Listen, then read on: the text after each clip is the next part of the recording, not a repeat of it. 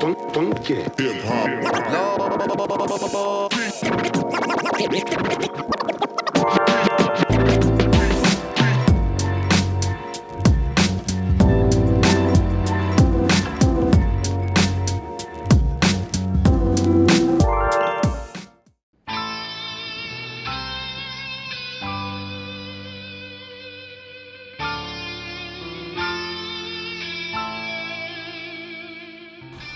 You know, a lot of people say, you know, they get a lot of different inspiration from a lot of different places.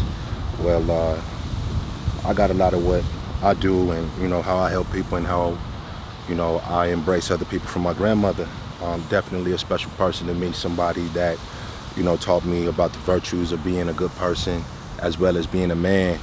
You know, we don't all come from, you know, backdrops where we have, you know, the best resources to have the best success, but I feel like my grandmother did the best that she could to teach us to look out for each other and to make sure that we were there for each other in any way possible that we needed to be.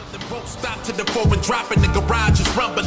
BMW mothership, popping on the boats, compliments of a government. Hustle to something happen, it's bundles under the mattress. The police laughing and walking. I feel like it's very important that you incorporate your community into what you do, into your stride. I feel like we as rappers, we always say things like we put on for our city. Yeah. We represent our neighborhoods, but if you're not of your people, with your people, for your people, you can't consider yourself a king. You can't consider yourself a leader, because real leaders are with their people. They're in the trenches. They know about the issues that are in their community and you know, the hardships that the people in the community are facing, and they're taking strides to make those things go away. So why not do that as a rapper? I feel like I have a voice. I feel like I have a following. I feel like people respect me, and I use that as a tool to better the people around me.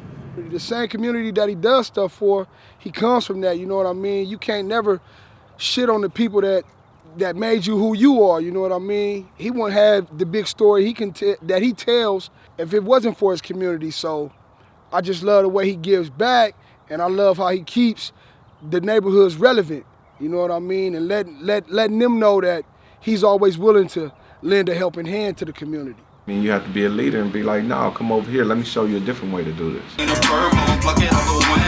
We do a new music show every week on Power 98.3 called Ground Zero, where basically we, you know what I'm saying, just mix nothing but new music for 2 hours straight, from mainstream signed artists to local independent artists, just people that we believe have the talent and deserve that feature.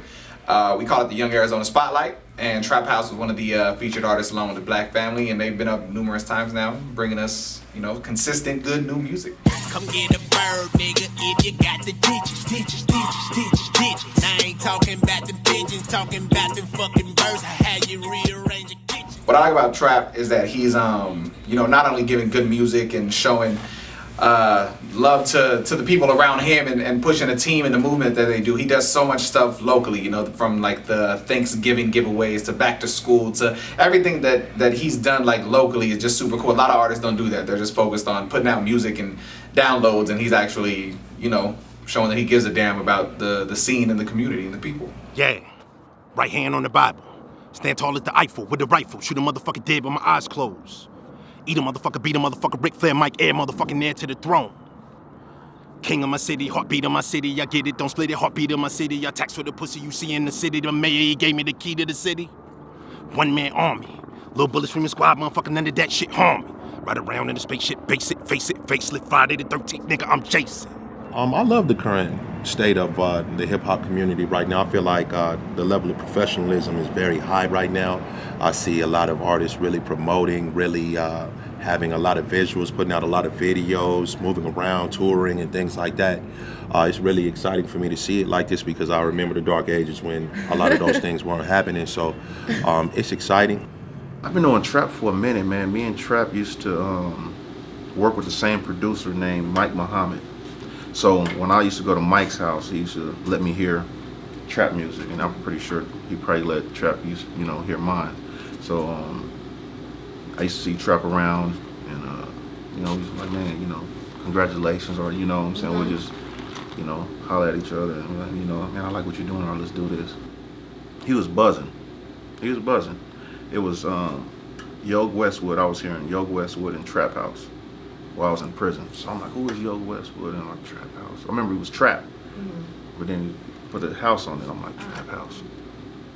And then when I got out, you know, then I started seeing what was going on, and he put the Haters for the Week together, and I'm like, okay, I see what he's doing. He started putting a lot of people on, you know what I'm saying? I'm like, all right, you know what I'm saying? That's a good thing right there.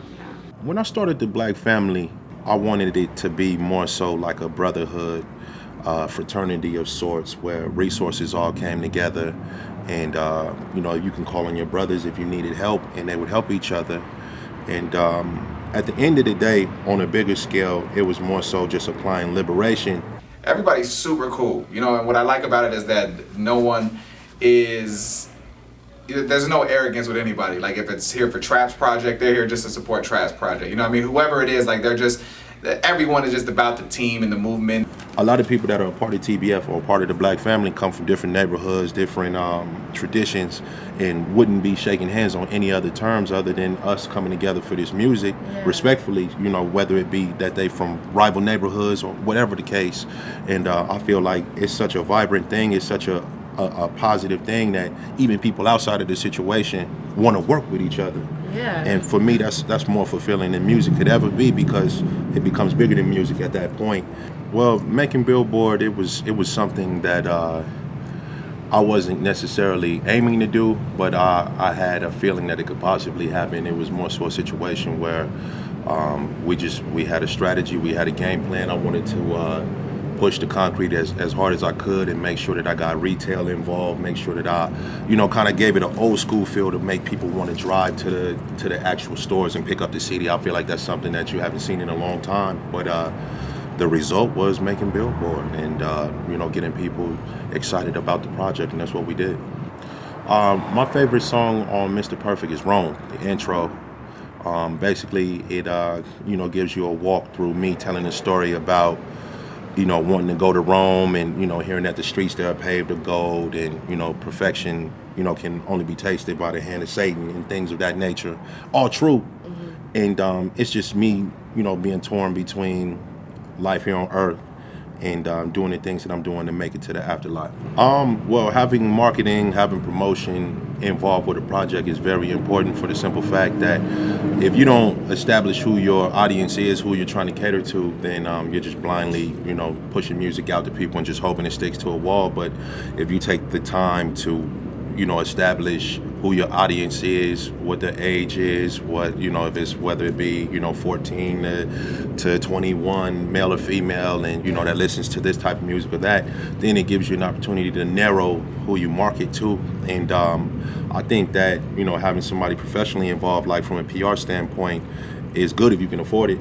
Not everybody can, but it's not necessarily necessary, but it definitely helps, because those people do this every day, eat, sleep, breathe it. So it's all vital to your success. My blood don't speak English. My car from New England. Jesus chain nigga, but we call him Jesus. My blood don't speak English. My blood don't speak English. Jesus chain nigga, but we call him Jesus. The biggest lesson that I've learned so far with music is if you want something done, you have to do it yourself. Unfortunately and fortunately at the same time, I put my career in you know, other people's hands and things like that at times when I was a little younger, and came to the realization that if I spent all of that time just putting all of my effort into myself and making sure that I made it to my goals, I would have made it a lot further because of just my natural stride. So if you want something done, you have to take the time and make sure that at the end of the day, whatever is put out and released on your behalf is the best representation of you. And you have to take the time to see that through. And I leave nothing in anybody else's hands from start to finish. I'm in control of my project. If I die, will I go to heaven or hell?